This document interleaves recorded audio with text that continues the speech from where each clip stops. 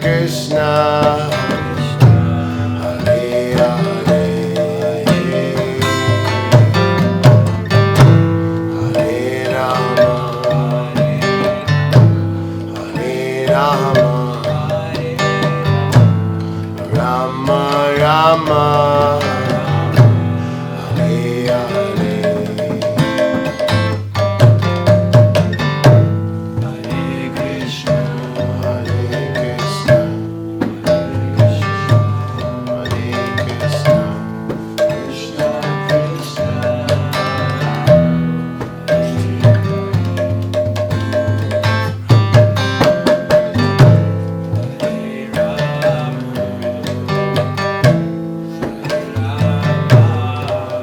Krishna, Rama. Hare Krishna,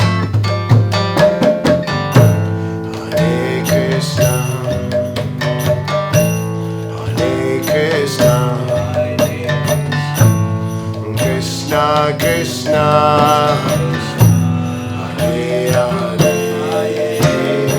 Hare Hare, Hare Rama, Hare Rama,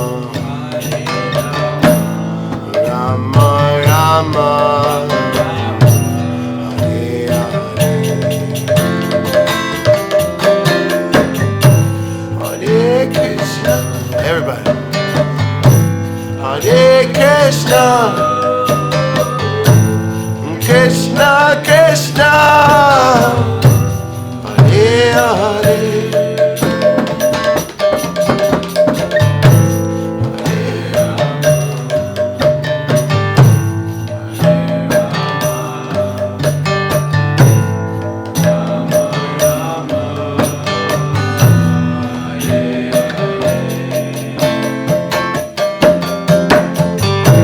Hare Krishna, Hare Krishna, Krishna Krishna, Hare Hare, Hare Rama, Hare Rama, Rama Rama, Hare Hare,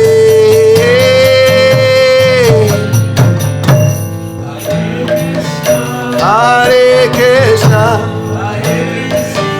Hare Krishna, Krishna Krishna, Krishna,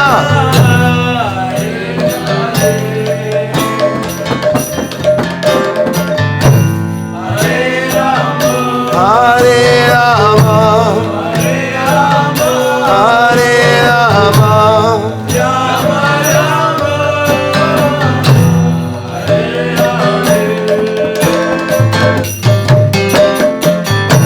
Hare Krishna, Hare Krishna, Krishna Krishna, Hare Hare, Hare Rama, Hare Rama, Rama Rama, Hare Hare, Hare Krishna, Hare Krishna, Hare Hare Krishna, Krishna, Krishna Krishna,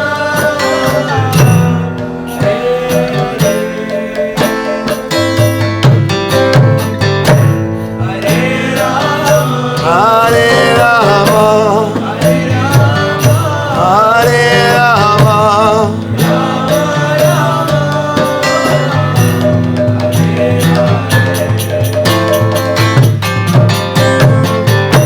Hare Krishna,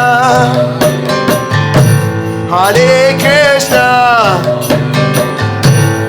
Krishna Krishna, Hare Hare, Hare Rama, Hare Rama,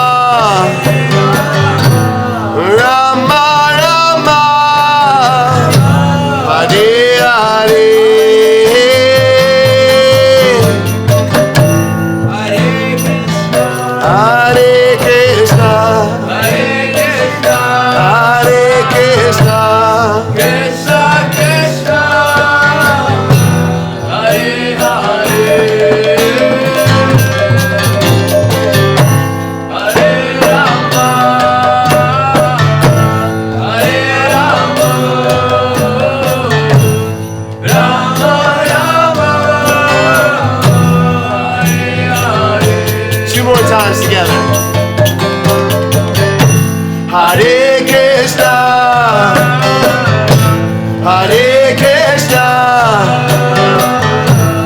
Krishna Krishna, Hare Hare, Hare Rama, Hare Rama, Rama Rama, Hare Hare. Again, one more time. Hare Krishna, Hare Krishna, Krishna Krishna, Hare Hare, Hare Rama, Hare Rama, Rama Rama, Hare Hare. Hare Krishna, Hare Krishna, Hare Krishna, Krishna Krishna, Krishna Krishna, Hare Hare, Hare Hare, Hare Ram, Hare Rama, Hare Ram, Hare Rama, Rama Rama, Rama Rama, Hare Hare, Hare Hare, Hare Krishna, Hare Krishna, Hare Krishna, Krishna Krishna, Krishna, Hare Hare, Hare Hare Rama, Hare Rama, Rama Rama, Hare Hare, Hare Krishna, Hare Krishna, Krishna Krishna, Hare Hare, Hare Rama, Hare Rama, Rama Rama, Hare Hare, Hare Krishna, Hare Krishna, Hare Krishna, Hare Krishna, Krishna Krishna, Krishna Krishna, Hare Hare, Hare Hare, Hare Ram, Hare Rama, Hare Ram, Hare Rama, Rama Rama, Hare Hare, Hare Krishna, Hare Krishna, Krishna Krishna, Hare Hare, Hare Ram, Hare Ram, Ram Ram, Hare Hare.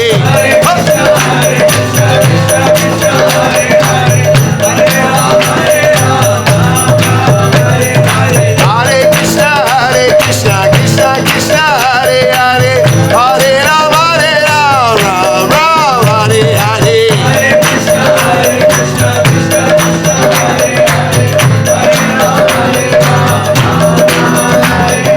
Hare Krishna, Hare Krishna, Krishna Krishna, Hare Hare, Hare Ram, Ram Ram, Hare Hare.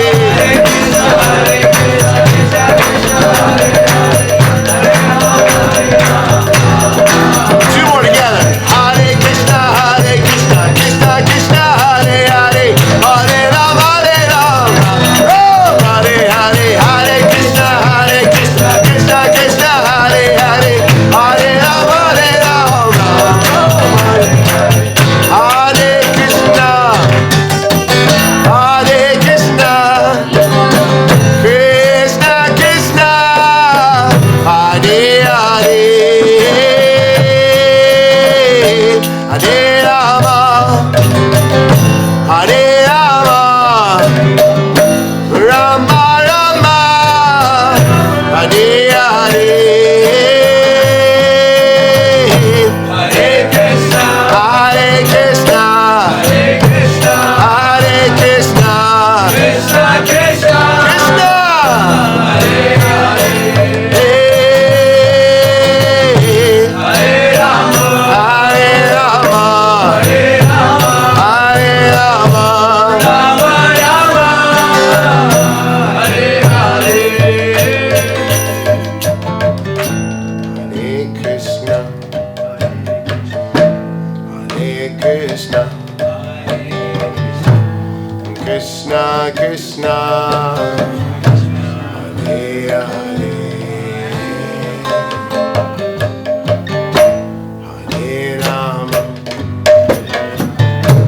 Hare Rama, Rama Rama, Hare Hare.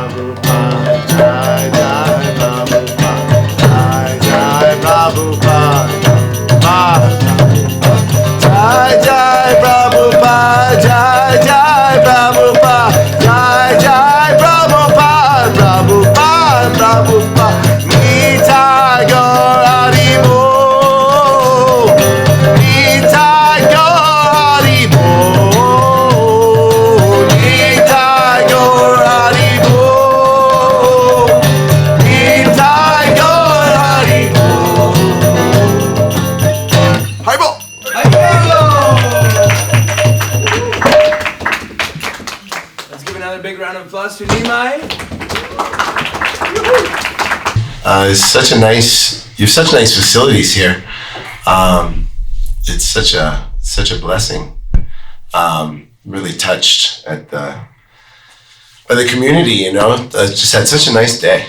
So thank you for having me and welcoming me. I really appreciate it. If it's okay, I'm gonna just run through some of the very basics of the philosophy, because I need to hear this stuff over and over again. You know, it takes a while to sink in. So forgive me if you already know this.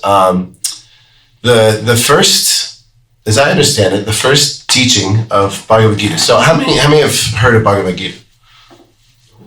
Bhagavad Gita is one of the oldest books in the world, and it's been translated to English over 1,000 times, such an ancient text, and it's wisdom literature. So it tries to answer life's big questions, like what's the meaning of all this? What's my purpose? What's the best use of my time? What happens after we die? The concept of karma comes from these yoga wisdom literatures. Who has a good definition for karma? What comes around goes around. Yeah, classic. Yeah. It's like universal law. Yeah, nice. I like that. And it's you both have a balanced understanding. You know, sometimes when I go out and I try to tell friendly people about this book in the streets, and I ask them about their definition for karma. Sometimes they've only ever heard of bad karma. They think it's always a bad thing, but it's more like what you both said. It's whatever we put out comes back sooner or later, one way or another. Yes, so there are a couple chapters on karma in this text, but the foundational teaching is that we're not the body. And a lot can be said about that.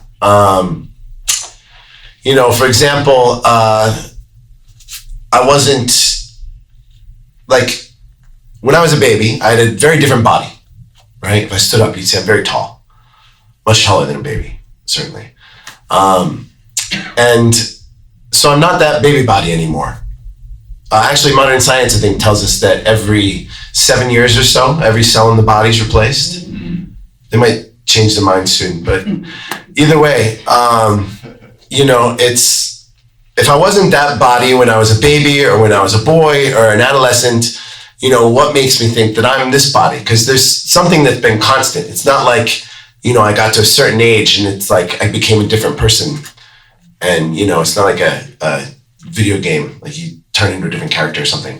It's like there was a constant, I'm hungry, I'm tired, it's the same I, I got the same stuff batting around in my head, more or less, So if it wasn't that, any of those bodies, what makes me think I'm this body, right? Here's a macabre example. If I were to sever my arm and put it on the floor, it's like that severed arm wouldn't be me, right? I'd still be me, yeah? And then it could keep going. There's not one part of this physical body that is me. So this text says, you're not the body at all. You're an eternal spirit soul. And then, so what? What do I do with that information? How's that going to affect the way I live my life? Because I feel like from a young age, let's do a very quick experiment. How many of you grew up believing that there was such a thing as a soul? Yeah, I think a lot of people do. Certainly not everybody, but personally, I grew up feeling that, and that's how I'd say it. I believe I have a soul, right? And so someone more clever than me said, I think the quote's attributed to, his name's escaping me. He wrote a bunch of books. Anyway, I don't have a soul. I am a soul and I have a body, right? So I had it backwards. So a lot can be said about what to do with that information. It's a short talk and I don't want to, bombard you with philosophy. But the foundational teaching of this text is we're not the body. We're eternal individuals. That's good news. That's really good news because it takes a lot of the pressure off. There's that whole YOLO, philosophy. You only live once, so you better get everything right this time. And if you don't, you're done. You blew it. You might as well give up. It's a lot of pressure. It's a lot of pressure. It's true you only live once, but it's eternally.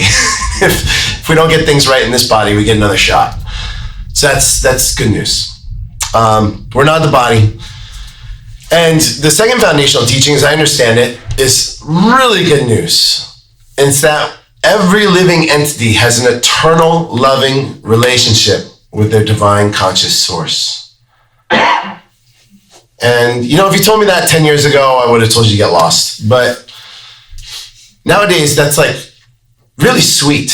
It's really a beautiful thing. And I feel that, I've experienced that in my life, when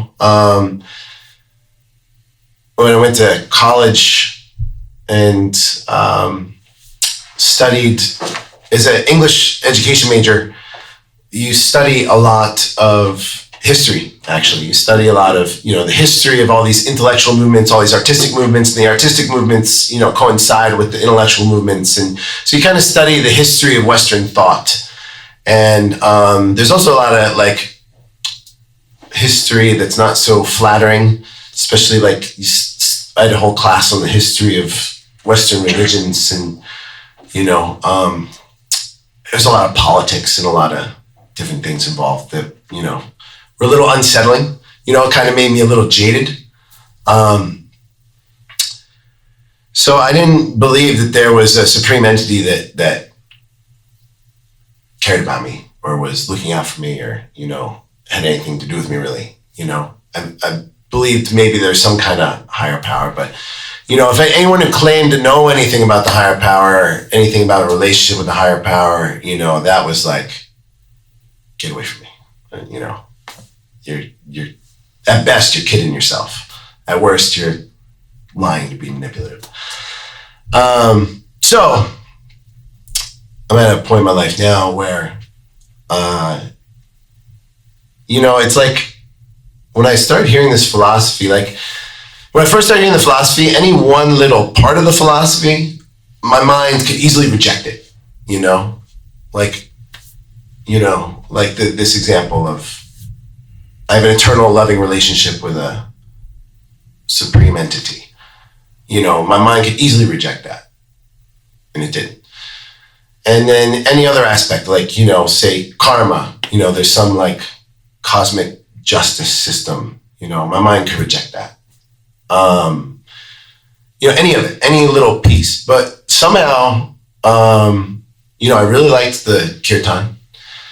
I really liked the devotees. They were really special people. They were really sweet to me, really kind. And I really liked the food. The food's really good. And so I really liked the whole program, So I kept coming around, and eventually, it all kind of snapped into place. And I had a little peek at the philosophy as a whole. And all of a sudden, it made sense in a way that my mind couldn't easily reject it, because it was the best explanation for the world around me that I had ever heard. It was the only satisfying explanation I ever heard for the problem of evil. The philosophical problem of evil is, how can there be a supreme entity and there still be so much suffering? And that's, I can't explain that in, the little time we have. But I can say that was reconciled for me by the philosophy contained in these books. So what was the primary teaching, foundational teaching, the first one? We are not the body. We're not the body. And what was the second one? We're the part of a supreme power. Yeah, we all have a relationship, an eternal relationship with our divine conscious source. And it goes on to explain that forgetfulness of that relationship is actually the root cause of all my problems. So these are big claims. And I should say that we're not asked to accept anything blindly. Actually, this whole tradition is built on questions and answers and inquiring. It's according to this philosophy, it's our duty to inquire into our nature and consciousness and, what's going on. The animals, not so much. They get a free pass. The squirrels get to just run around and squirrel it up. And, they can do whatever they want. But there's suffering involved in that. I don't know if you've ever watched the Nature Channel or anything like this. If you're on Reddit, there's a subreddit called Nature is Metal. And there's suffering involved in the animal kingdom. So that's the cost of doing business, being in this material world. That's the cost of doing business. So the animals, they don't have any responsibility. They're not held accountable. They can just do animal things. But human life, according to these texts, comes with a duty. It's our duty to inquire. It's our responsibility to inquire. It's an opportunity, really. It's an opportunity. Philosophy divinity is kind, and we get whatever we want. If we want to continue in the material world, no problem. Plenty of opportunity to continue in the material world. Stay here for millions of lifetimes, no problem. But the philosophy is that divinity is kind and gives us what we want. So if we're ready, if we've come to a place where we've kind of noticed that these fleeting pleasures, we can say material pleasures, the pleasures associated with the material body, I spent a lot of years treating my body like an amusement park. And it was a lot of fun at first. It's a lot of fun at first. And then it was not fun at all, Like maybe occasional fleeting moments of fun enough to keep me going, like a gambler gambling away their whole life savings. You win a little bit here and there, enough to keep it going. It was like that. So, if we want something higher, and it's not a philosophy like, there's certain groups throughout history that their philosophy was like, morality, the essence of morality is to suffer, like God wants you to suffer. And the more you're suffering, the better you're doing in life. And that's not this philosophy. Our philosophy is that we are inherently, very attached to experiencing bliss. That actually our nature is blissful. Our true nature is blissful. But, I've noticed that, my experience here in this lifetime, in this body, hasn't been what I would describe as eternal bliss and knowledge. Like that's, the Sanskrit is Satchit Ananda Vigraha. The nature of the soul is one of eternity, bliss, knowledge, and form. And my experience in this lifetime has not been eternal bliss. There's been some other things in there as well. Anyone here experience eternal bliss in this lifetime? Going once, twice, no. So this text is a message of hope. It's telling us that there's something better available to us than chasing our tails in the material world. And, if you've noticed that we can't wrest lasting satisfaction from fleeting pleasure, then, you're not crazy. That's the case, axiomatically, right? We don't need any proof. It makes perfect sense. But lasting satisfaction isn't a pipe dream. And actually, it's available to us in this very lifetime. We just have to dovetail our pleasure with a higher purpose. We call it, a lot of times we use this phrase, devotional service. And in 12-step literature, it says God doesn't make too harsh terms to those who seek him. And, this philosophy is that, there's a million and one ways we can get involved. We can serve. Bhakti is kind of the art of spiritualizing our everyday lives. So whatever our propensities are, whatever we're good at, whatever we like to do with our time, we can, assuming it's not like torturing people or something, as long as it's, practically anything, we can find a way to spiritualize that and turn that into an act of devotion, into an act of service, a way to serve a higher power and a higher purpose than my own selfish desires. Yeah. How do you spiritualize like an everyday activity? So, what are some things you like to do with your time? Read books. We got lots of books. That's like the easiest. A lot of people like music. How many people like music? We got lots of music, and there's kirtan in every genre. Ghost, is that a metal band? My good friend he does Hare Krishna death metal. Oh, really? Yeah. Oh. Yeah. Any genre. I need to listen to it. Yeah, I'll set you up with it after the program. Remind me. So whatever genre, SoundCloud's a great resource. What a time to be alive. We can just snatch it out of the air.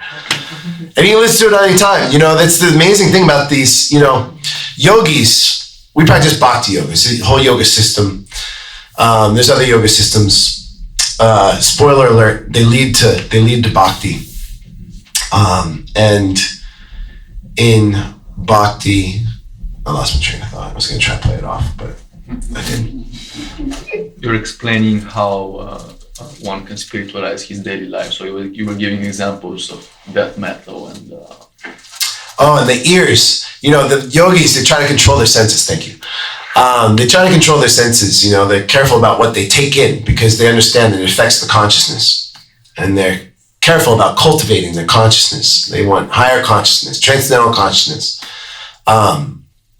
And so we imbibe things where everything's habit forming. People say I have addictive personality. Yes, you do. So does everybody.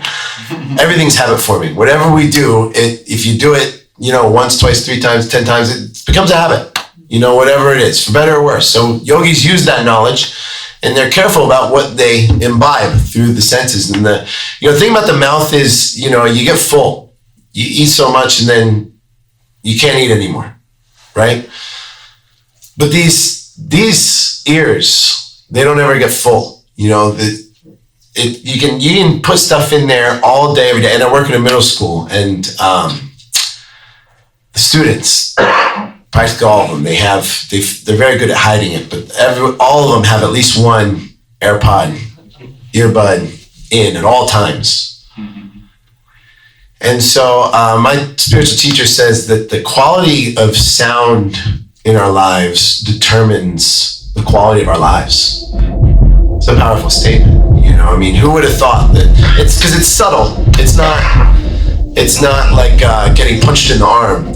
That's like very obvious. Oh, that's misery. I got punched in the arm. What we take in through the ears is more subtle than that. We might not realize how it's affecting us, bringing us down. Like if you listen to music that degrades women every day, eventually it's going to affect the consciousness. It's going to cause us to adopt some of those beliefs, those attitudes. So the idea is that this material world is like a giant cosmic sensitivity training. Once we've completed our training, we can go to the spiritual world. Now that's another big claim that when I first heard it, I was like, okay, yeah, I get it, whatever. Wasn't hearing it, wasn't having it. But I've come around because, like I said, once I could wrap my head around the philosophy as a whole, it all made sense. More so than anything I'd ever heard, So I'm probably not going to be able to do that for you in this short talk. But hopefully I pique your interest and you inquire, you invest some time and investigate, do an experiment. Because these claims, they're big claims. But it's not just one person making this claim. It's like there's this system of checks and balances in the tradition. It's in Sanskrit, it's sadhu, sangha, and shastra. And so shastra is these ancient texts. And it's kind of like if I'm experiencing things that these 5,000-year-old book is describing, well, that's interesting. And if there's a whole group of people, there's a sangha, a spiritual community, and all these people are also experiencing these things these texts are describing, well, that's quite the coincidence. And then there's sadhus, there's experienced practitioners, and in my experience, these sadhus, they're saintly. I mean, they're unlike anybody I've ever met before. I mean, their connection to source is like palpable, you know. I mean, just they look different, they talk different, they walk different. They're very impressive people. You have to meet one. So all these things are in agreement with one another. You know, you have this community of people. I have my personal experience. I have these senior practitioners, and they're all describing the same things these books are describing. And so these claims, while they're big claims, they carry a little more weight than just one person who invented something. You know, like at the end of that kirtan, we were chanting Jai Jai Prabhupada. Prabhupada's the spiritual teacher who brought this set of practices to the West. Sometimes it's in the 1960s. Sometimes it's misunderstood. People think that he invented a religion, that, you know, the Hare Krishna started in 1960, whatever, and he was just a charismatic gentleman that invented a religion and got people to follow him. But actually, Prabhupada's coming in a very long line of teachers, and he didn't invent anything. He was just the first one to successfully transport it to a Western audience. That's why his Bhagavad Gita has been translated over 1,000 times. And Ram Roy Prabhu was giving a class this morning. He was sharing that Prabhupada pointed out that people from India had been bringing Bhagavad Gita to the West for a long, long time, but no one became what you might call a devotee. No one really took up the practice as is described in Bhagavad Gita. It didn't really change people's hearts. And that's because a lot of those versions of Gita they were mostly done by scholars, and they had the scholar's own kind of biases and conclusions and, frankly, perversions in the text. It wasn't faithful to the original text.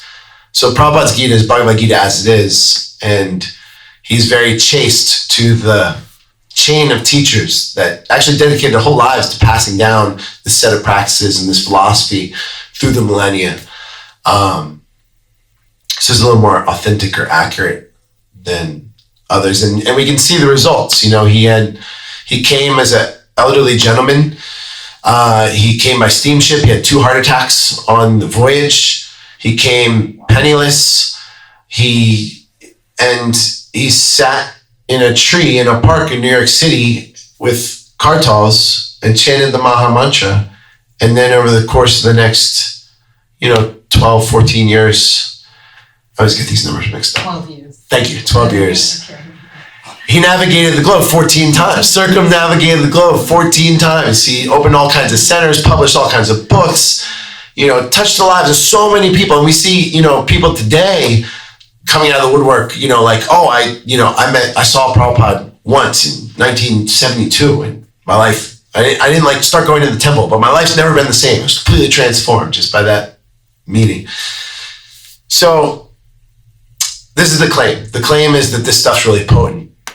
And this is a cordial invitation for you to experiment and see what it does for you. There's a difference between material sound and transcendental sound. Material sound gets old, like bubble gum. You chew it and it gets tasteless and gross and you spit it out. It's like if you were to put on the 24-hour news cycle, after however amount of time, it's like, oh my God, it drives you nuts. Or it's like chanting Coca-Cola, Coca-Cola, Coca-Cola, Coca-Cola. There's no taste. It's like even your favorite, like my favorite song growing up, it's like I listened to it every day, a handful of times, and then after like a week, it's like, okay, I'm ready for a new song, So that's material sound. Spiritual sound, transcendental sound has the opposite effect. The more we imbibe the transcendental sound, the more taste is there, the more we're able to experience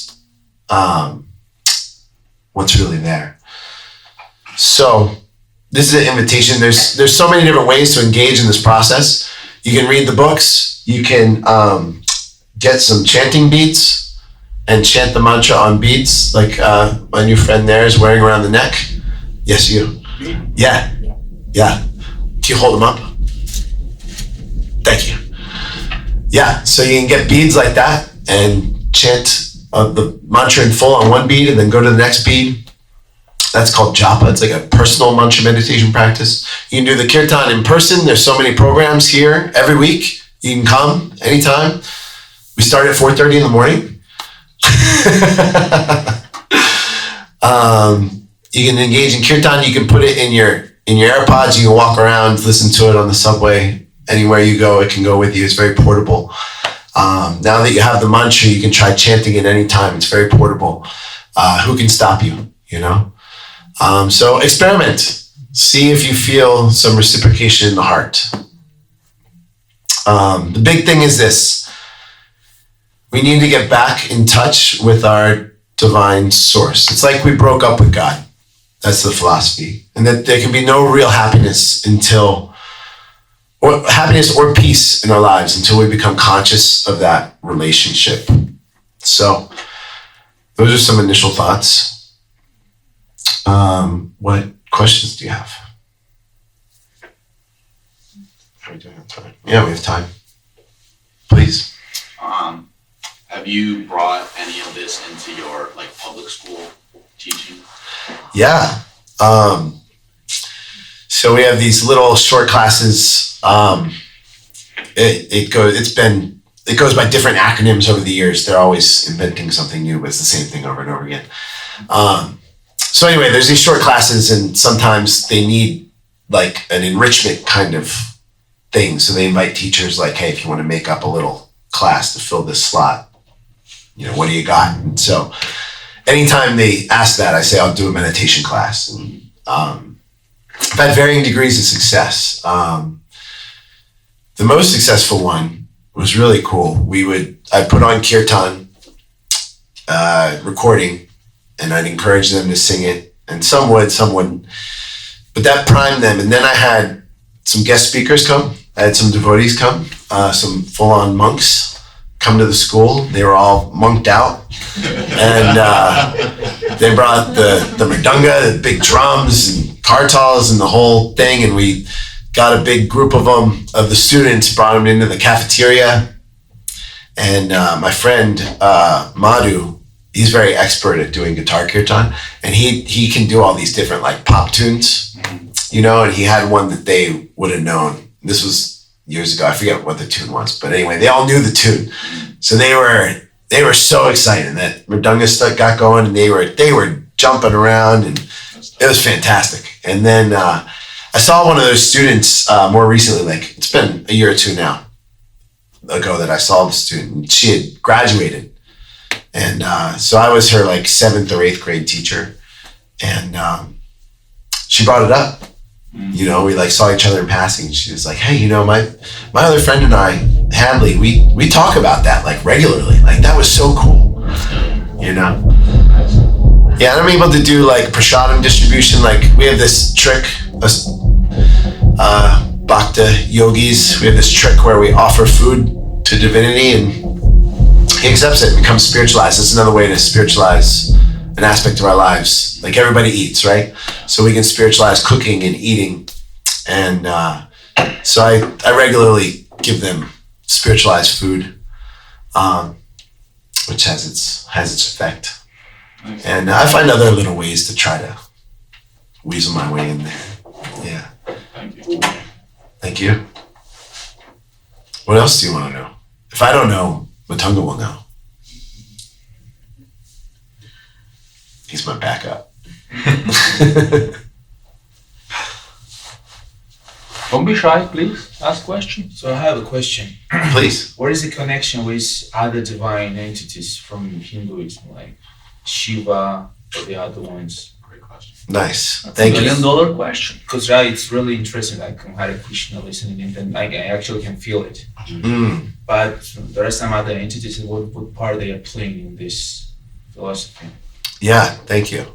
So, Krishna consciousness is primarily monotheistic, as Prabhupada taught it, which is interesting because there's this word that exists in the world, Hinduism, right?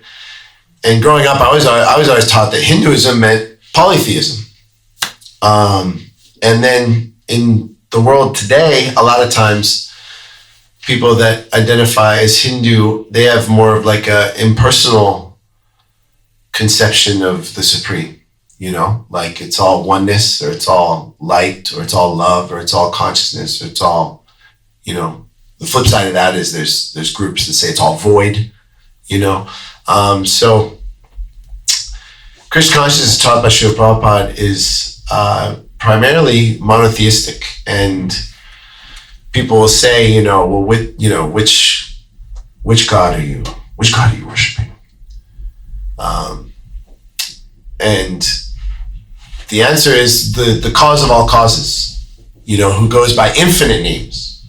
The analogy is given in these texts that just like different parts of the world, different people, different cultures, traditions, languages, people point at the same sun in the sky and call it by different names, right? But they're pointing at the same sun in the sky. In the same way, you know, every culture from every time period, every part of the world has had names for divinity. And so they're all pointing at the same sun in the sky. So Krishna is a name that actually essentially means the cause of all causes. It means all attractive. And the idea is that anything we find attractive in the world is coming from Krishna. So, you know, what do people find attractive? People find like opulence attractive. So it's like the name Krishna is acknowledging that all fancy things are coming from this one divine source. Beauty, you know, like whatever we see that's beautiful in the world, that can remind us of the Supreme, you know, the cause of all causes, Krishna, all attractive. So like that. But you asked specifically about these other personalities in the pantheon, right? Deities. Yeah. So they're like universal managers. They're like his cabinet. It's like our texts teach that God isn't a button pusher. He's not stuck in some control room pushing buttons. He's got a guy for that, or a goddess for that. He's got somebody to take care of that.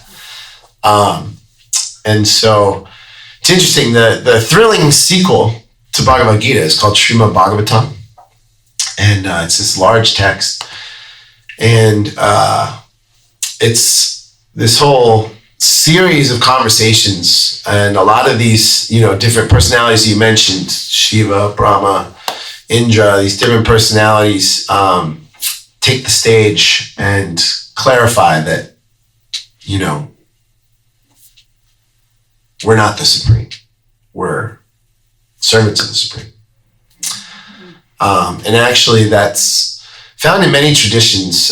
You know, there's devotees that are much more expert than I am. Like I was just reading from Bhakti Tirtha Swami Maharaj, and he was very expert in different traditions, and he knew a lot of the, I don't know what the technical term would be for the study, but he could tell you, you know, he could point to different Christian texts that acknowledge kind of universal managers. He could point to, you know, the same concept showing up in all these different traditions all through the world.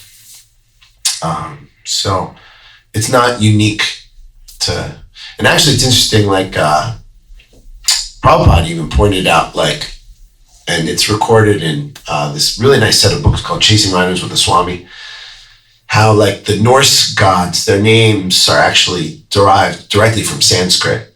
And so it's yeah. Does that answer the? Yeah, thank you. Thank you. It's actually something like I was thinking about by my own way. For a long time, I was trying to connect some deities, some religion groups to each other. And this was actually what I came up with. Like all of these deities, all of these powers are some, as you said, managers of some stuff. And all the religion are talking about the same. All the powers are the same. And on that way, I'm really happy I'm being here, because like you are talking the same things I came up by myself. It is really, really cool feeling right now. So thank you very much. And that's the philosophy, that this knowledge is there. It's inherent to the soul. And this process of calling out, this hearing and chanting, Shravanam Kirtanam, it uncovers that knowledge and that bliss that's there eternally. Yes? Some like Latin or African religions, indigenous religions, they glorify like the trees and the oceans and the rivers, the wind. Does the wind or the oceans, do they have divine souls? Do Yeah. they have a soul? Does the ocean or the river have a divine soul? Yeah, this philosophy is very personal. It teaches personalism, that it's not, we can detect the physical mechanisms that might be causing the weather, say, but there's actually a personality who's managing that, so there's like innumerable of these personalities, demigods, you could say, managers. So yes, there is, and different cultures might describe it as like a water spirit, or like this, Mother Nature.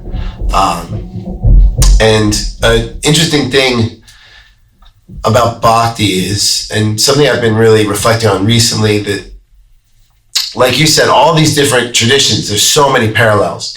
And what I'm realizing lately is that in all these traditions, like Prabhupada's books talk about people come to spiritual life for different reasons.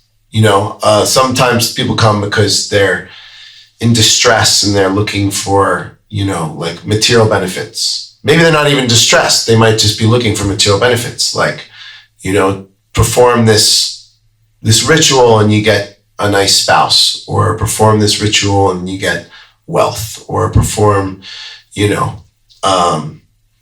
show up to the right place. You better not get it wrong. Show up to the right place every Sunday. And then you get a really nice facility in the next life, So there's people who are interested in heavenly facilities, and then there's people who are more interested in service and loving exchanges. And you find that that's current in any tradition. There's going to be people who are more interested in material benefits, and there's going to be more people who are interested in cultivating a loving relationship with the Supreme. And so bhakti really stresses to forget about those material benefits. It's like, even if you get fantastic benefits, it's like getting special favors from the prison warden.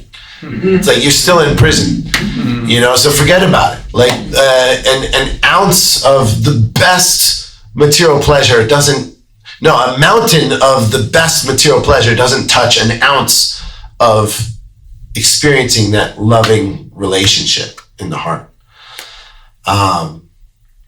So it's interesting that, if you come to a Hare Krishna temple, it may seem very like religious, it may seem sectarian, it may seem Hindu, it may seem, however it may seem. But Prabhupada and the previous acharyas stressed that this is non-sectarian.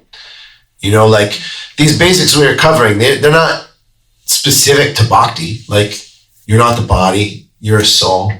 You have an eternal relationship with the Supreme. Your lifestyle is going to affect your level of consciousness and your awareness of that relationship. These aren't, it's not like you only hear that in Bhagavad Gita. You hear that all over the place, But one thing I really appreciate about Prabhupada's teachings is they're so clear, in help me get honest with myself and my intentions and, what am I really looking for, and these practices are just so potent. So you have to experiment with them. You're invited to experiment with them. I can't tell you what to do. think we have a few more minutes. Anyone? Yeah, please. I just want to know, you spoke a little bit about Bhagavad Gita, and maybe this is a personal question, but was there any point or any like specific thing that you read that it just like changed, like any part of Bhagavad Gita that stuck out to you that really changed kind of like your consciousness or the way that you thought about the world? Yeah, it's interesting. So I'll give you a little backstory. I mentioned that I like to party. I still like to party, and it's great because Hare Krishnas love to party. We have parties all the time. But yeah, teenage years into college, really focused on, sex, drugs, and rock and roll. That was it. And when I was in my early 20s, my friends started dying, and it was, the party was over. It's not fun anymore. And when I was 29, I had a manic episode, actually. It was also a valid spiritual experience because it totally changed my life. But I had this white light experience. And so, it could be described but in different ways. Clinically, it was a manic episode. Epiphany. It was also an epiphany. It was also a white light spiritual experience. But yeah, they had over-medicated me on head meds because I was really depressed. And they had over-medicated me. And so I had this, I thought I was Jesus. I was running around. I had long hair. I had a handlebar mustache. I was running around. I was a mess. One of those. Had one of those. Went for a little inpatient stay.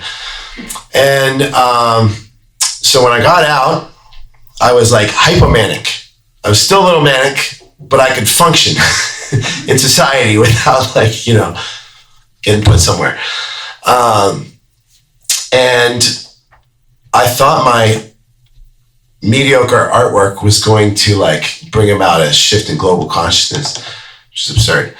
And I went to see my friend who's an art dealer, who I knew him as Phil. Come to find out, he's Prahlada Priya Prabhu, who's a Prabhupada disciple. But I didn't know that. It was one of these things you think you know a guy. I'd known him for years. He had this whole other secret life I didn't know about. So his son, Madhuri Prabhu, was having a monthly kirtan outreach program, much like this program.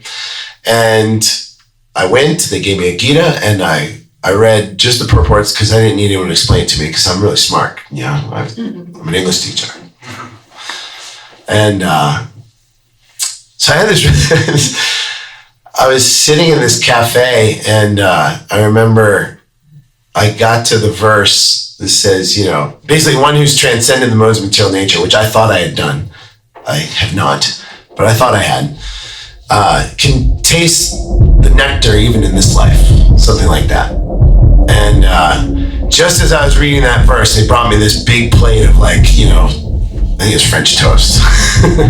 They covered in butter and syrup, and I was just like, and the cafe was called Nectar.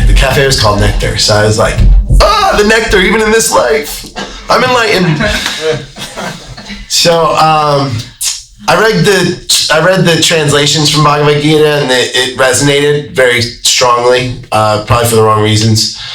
But that was powerful. But then I tried to read Prabhupada's small books, and it was talking about having some self-control and not being egomaniac, and I wasn't trying to hear it. And so I just had to keep coming around, and it was really the kirtan, the devotees, and the prasadam, the spiritualized food. It was those three things. And I would really look forward to those monthly kirtan programs, really look forward to it. And I would invite people. And I got into 12-step recovery right around the same time that I heard that first kirtan. Right after I went to that first kirtan, they weren't really related. I didn't get into recovery because I wanted to be a devotee. I didn't even know what a devotee was. I just went, and I liked the kirtan, I liked the people, I liked the food.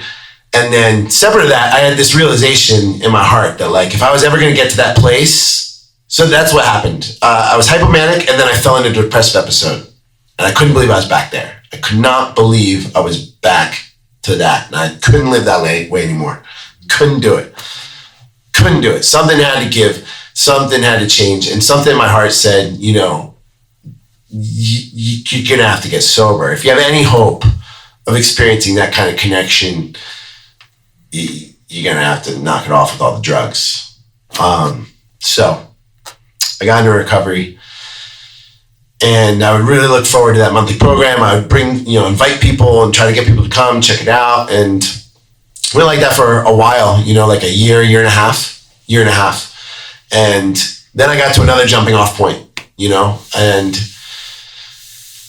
even in recovery, I was still physically sober, but I was not emotionally sober. I was, hit another low point. And I said to myself, those Hare Krishnas, they seem like pretty happy people. And maybe I missed something in my cursory egomaniac, once over the books. And so I started reading Prabhupada disciple books. Well, I read Radhanath Swami's books and I read Chasing Rhinos. Yeah, I read those three. Chasing Rhinos was first. Chasing Rhinos I love that book. What a title. Yeah, it's right there. That's the third one. There's three of them. And Chasing Rhinos with the Swami is like, Prabhupada said, go for the rhino. If you try to catch a rhino and you fail, no one's they're like, yeah, you're trying to catch a rhino, no doubt. But if you succeed and you catch a rhino, then everyone's like, oh my God, this guy caught a rhino with his bare hands. It's ridiculous. So he would encourage his disciples in that way, and they did incredible things. I mean, there's so many incredible stories about these incredible people that just went to all corners of the globe and just tried to, do what Prabhupada did and just show up and start chanting Hare Krishna and see what happens. And there's so many amazing stories. So I read those three books and then I read Science Self-Realization, and I was like, that's it. I gotta do it. I gotta dive in. I gotta really see what's here. I'm gonna try to be a devotee. And I've been looking for an excuse to leave. Part of me's been looking for an excuse to leave the whole time. I can't find one, Not really. For a little while, it was like that. For a while, it was like that. But now, like, I wouldn't, oh my God, I can't, I never want to go back to that way I was living before. It's so much better. Yeah. I've never been to like an AA meeting, but as I understand, there's like a lot of divinity in the philosophy of AA. Is there any like parallels between like that and kind of what you've learned from the Gita? So many. Yeah. There's actually a Bhakti recovery group. We meet online on Zoom, and we'll read a little bit from recovery literature and read a little bit from Prabhupada's books. And yeah, there's a lot of parallels. Someone from the 12-step world said that whole system boils down to love and service. And I think it was maybe Bhakti Siddhanta Prabhupada said Bhakti boils down to love and service. So yeah, a lot of parallels. So this has been really, really special for me. My favorite thing in the world is doing like kirtan outreach programs like this. So I'm really, really honored and happy to have been able to come here and spend time with you all. Really appreciate everyone you being here. And I think we should do another kirtan. Is that okay? Say yes. Yes. Okay. Yeah. We can all give a big round of applause.